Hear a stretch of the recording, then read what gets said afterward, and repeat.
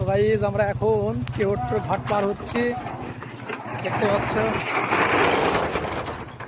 সেই ঘাট কেওট্টো।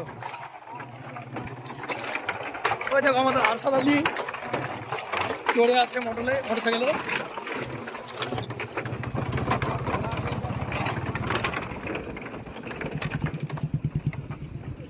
কি হলো, চলো।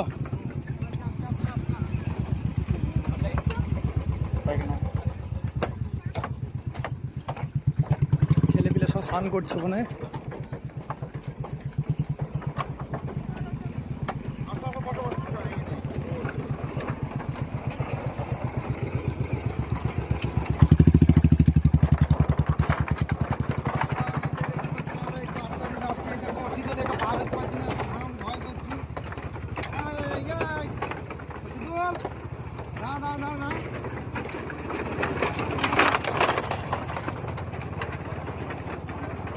সব স্নান করছে এখানে। এই দেখো ঘাটটা অনেকটা বড় ঘাট।